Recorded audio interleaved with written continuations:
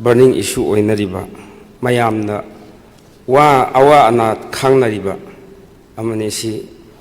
Armed Force Special Power Act si Manipur dadi ayamna sigi Armed Force Special Power Act si karino habse loi khangnai khangdaba kana su leti karno di si Armed Force Special Power Act ki sapu si phangdaba yamna leiroi na khanjai adu si sa mayamna bhap taba yana ba khitang da mayamna loi khangabne adubu henna aina horen hairakpada khara mayamna bhap taba yana khitang da matik am panjage sa Armed Force Special Power Act si haiba act ase existing law samvidhan na constitution na provide tauraba empowered forcing mayam paramilitary force police force law enforcing agency na ngamdre atopa special power sem dragadi yararoi haidana sem kiba law neba yamna phattaba law ni draconian law ni si human right violate tawbuni democracy da di siguma law si chatna dre outdated oire haina mayamna ninda tawriba mayamna yadaba human right activists groups sing individuals sing CSO mayamna si oppose kana tawrin masi logi makhada sa amani ta khwai phattaw si akhoi isana aidi abspa haibsi dum tade taba munna de hain taba magi si real meaning du khallu da kyam thin si tu chung ma ya po ne ba si amta article 4 Roman A gi do amta pa ai mayam gi dam pa jage ba sa this act empowers and commissioned or non empowers any commissioned or non-commissioned officer may fire upon or otherwise use force to cause of death. Any commission or non-commissioned officer ra, commission officer ra. Asina kapayay ba without warning. Siba ba kapayay ba niba? Hat payay ba niba? Sibu taibang na chat na baloro ni sibo. Ako'y si India si Loktantra miyam gi government haibni meaning ga hojik democracy ga hojik ki ek si ga kyam thi khet na khar ge ba honorable speaker sir si law si di su chat na ba yaroi da ba law ni ba adu kharam mai na hojik phau ba Armed Force Special Power Act se akhoi gi da chat na leibra se ai ngak pani akhoi si mi oina udraba ba mapanda leriba mi singna mi oiba asigi de ka pa ha pa ba yen dawna sa san dawna pulang da ha pa yen dawna khan ba akhoi se akhoi gi human rights standard si suk lo oi gabra ba isai tom na khal laga ai di ikai bu ikai re manipur de legi daw si aduna si abspa hai bi si kari gi no ba hojik pha akhoi na sijin nar lei ri si si koi asi si khallu da ai wakhan da nungai ta ba le aduga mi si hek ching na re de dum pha pullaga jail da thamma ya ba kap la hat pa ya ba met la hat pa ya ba there were many incidents mamangai da custodial del date le re kap hat le taw re yum da tumba yum da leiri se akoi boundary wall sara gate sara thong bhau pa laga du chabi bhau lo laga manung da kundli bhau hapaga tumnarin adu usi ek di sibai sing di anywhere nangi arot pa karigra loina thi humba ya human rights fundamental rights kadai legi ba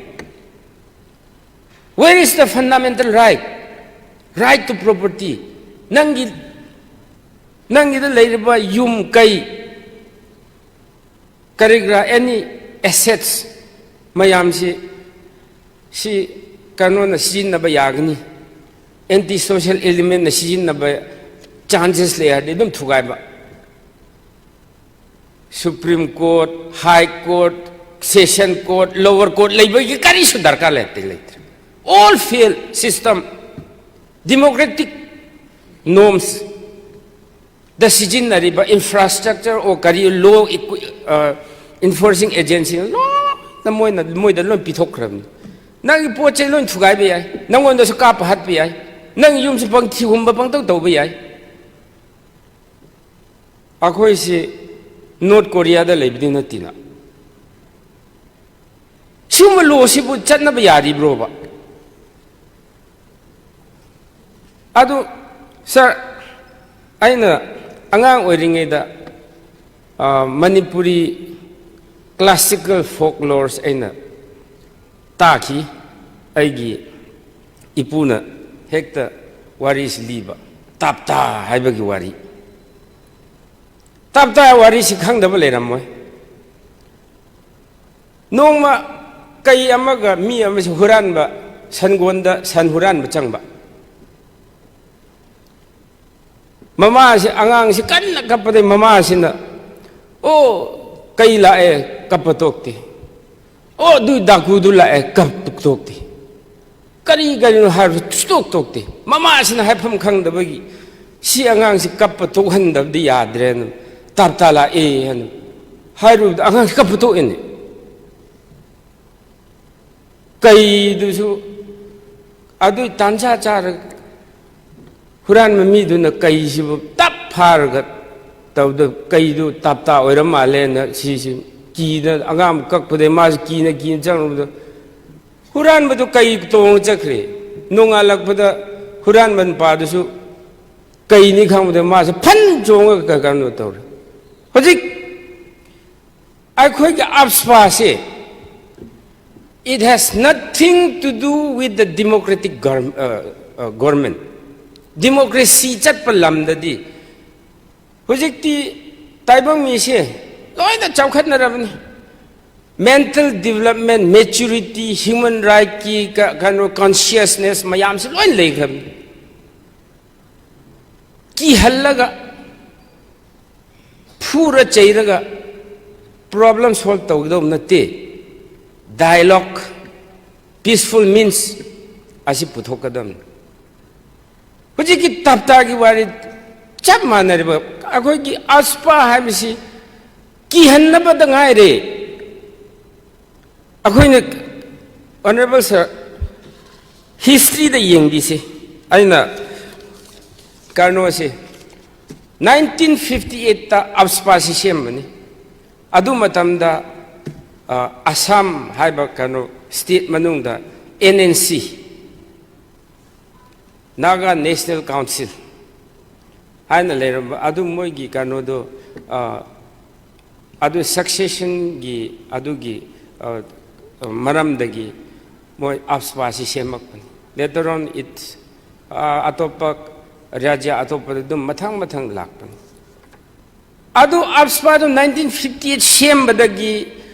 tungda apspaduna it has become a mother of breeding insurgencies in whole northeast adu sembadagi even Nagaland da phawa mayam musliming tawre of fiction mayam faction mayam 20 kun taramanga kun hen yam re Manipur da kyam thoe Manipur da insurgency thokpa mayam se apspa gi tungda loin thokpani akhoi Kuki insurgency apspa ki tung thoi Valley insurgency apspa ki tung thokpani then should we consider this apspa as a breeding gi catalyst oiba insurgency puthokna bagi catalyst oiba natra mama oiba na kaupham thoeba Dragonian law taibang mi sibu phuraga pullaga phara kihallaga tawgadom juk natre it is modern world everybody is mayam sim conscious oirabni rights ai kanano ai kari phambam thoke ai karamain hingane decide to yam gaktani akoi kuidri ꯑꯩꯈꯣꯏꯒꯤ ꯏꯆꯟ ꯏꯆꯦ Sharmila 16 years fasting tawai. She left abruptly. The longest hunger strike in the world, created history. Aduga 1974 gi March ta aigi kendra gi manungda kumram haina hanadi ngaprum haina kauram madu the rose ningsen BSF sing moi karno sing force mayamna gang rape taw ikai khang ngamdabgi lesabi chahi 18 lesabi do suicide taw si adudai ngasi tangkhul sinau long haiba tangkhul women league hana English ta hairagana adugi incident dagi form taurakpani meira paibi hai tare tangkhul meira paibi hai tare 50 years celebration tawdori still that AFSPA is enforced. How can we tolerate 50 years of traumatization, fear psychosis? Adukakta natte sa si AFSPA gi disturbed area laibuna even akhoi Indian gi paramilitary forcing army singsu asida lakpada puja tawr lakni mayumda sida di dop irang leibusuna sibu henna sidiponni Chhattisgarh ta sub Manipur da sibu bisari ka sibni hele JNK sibni hele atopada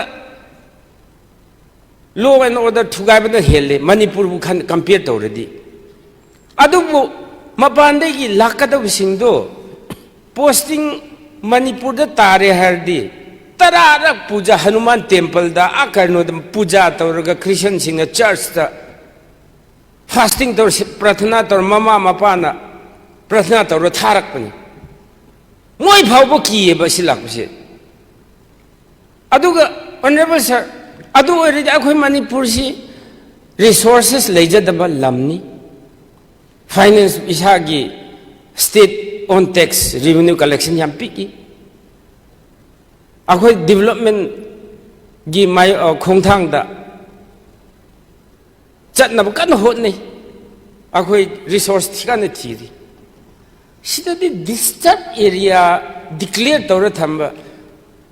karamba mang laknaraga ngauraga somda investor lakadro it is impossible investor private investor government gi phawba sida thamning oiba development la kana roi khan gini ba we are scaring those investors aduga investment tawdri mamang na sida tambi takpi da hai singraba human resources mayam se arom desu lakning dre mapanlom desu lakning dre akhoi gi rom sina amuk loina chathokre we don't feel safe security lete wakhan na bhaw lete masi gi disturbed area gi tek sina akhoi gi Manipur sana laibak jewels of kariba akhoi land of jewels haiba Switzerland in the east haiba mayam pir thame maming dadi adubu disturbed area how people in the other world akhoi karamain ubraba Delhi gumba atopa state ta chatlu gana noi Manipur karama tawrige loin hangnab we feel outward akhoi se rebellious oiba akhoi se shanti pamdaba chawkhatba pamdaba khatna chainaba phunaba hatna tupnaba gi picture da ueba monster oina ueba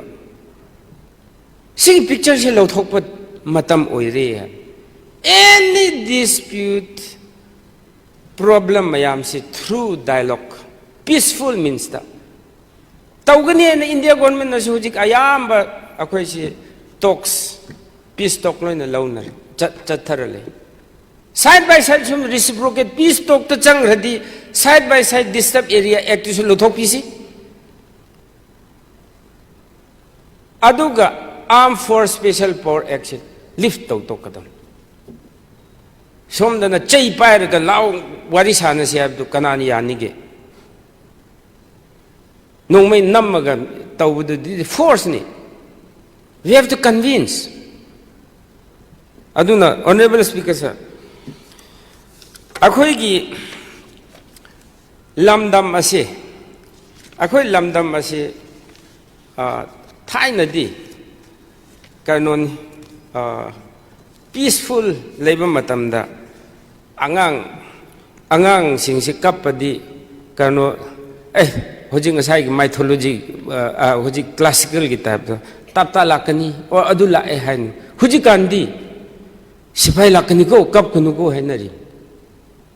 sipai gi government gi akhoi bu ngak sen na ba awa anang da yeng na han sida kano flood thok matam da Indian paramilitary army mayam na kyam phajan thabak to appreciate to adu phajaba tawrabisu because of this armed force special power act their image is still black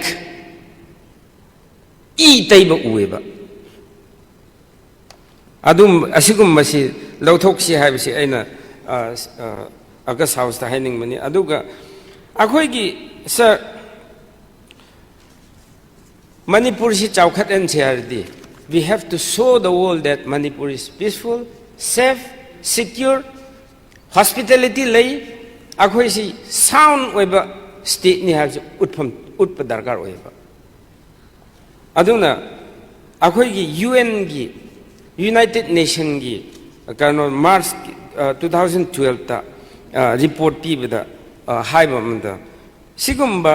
abspa haiba gumba se Armed Force Special Power Act haiba gumba act sidi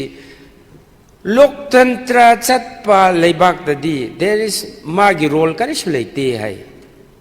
United Nations gi nation aduga United Nations Commissioner on Human Rights sida March 2009 da amuk hairi sina kanorga outdated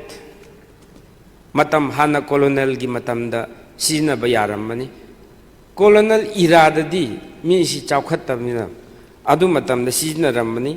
asi international human right gi standard of Indian international human right ki adu da yaudre sidi hojiki makha standard da chakre thaina gini haibni adu Christoph Hens haiba asina UN ge special reporter na haribse mana haibse completely violates international law taibang na chatnari ba law mayam silon violate tawkhre haibni se aduga India gi manung da commission sem khraba singi sigi report na kare telap na law ni honorable sir horen matam changdana ba a symbol of hate aduga operation and instrument of high-handedness see symbol of hate India government se akhobu kyam yeng khibra haibsi sina ulle hamni ba magi nagrik magi citizen sing dubo lam dubu nungsiraga mi sing du nungside habne ba lam du di pamba mi du di nungsida ba adu democracy haba loktantra ki definition government of the people for the people and by the people adu di sigi log sigi kadai da mafam lege hamni se instrument of high handedness hen ka hen janba adu ga second administrative reform commission gi haibsina it contributes to alienation in the northeast adi mainstream dagi tanthokpa ai karamai na India ni have a belongingness legadro hey nang budi hat pa yagni nang budi thin ma yagni nang di mi kan second class third class fourth class citizen gumani haina khalliba mi sing du India da chango lao sida pulap laimin na dam ning nung sina si habi si kari theory no ba si ngang manama taw na ama asigi si aduna yaragadi si munna khanbiraga kano taw si sa aduga political Manipur te political stability le law and order dum hengatli development ki part chatle mi mayam si human right ta dialogue ta interest lai nagre adu erab tardi why should we keep such inhuman law adu loisan madasa loisalak padasa si akoi si we claim that India is the biggest democracy in the world taibang da khwai the chawba democratic country say how can we effort to keep such law chinda ama manung da tawbuna ama asi tawdana ba aduga aspa se sigumba law se subsi sijin naroi da si totally repeal to thokadam aduga sa disturbed area habise hoja ojik ai Honorable Speaker, August House ki through the concerned ministry amadi Honorable Chief Minister da hijaining madi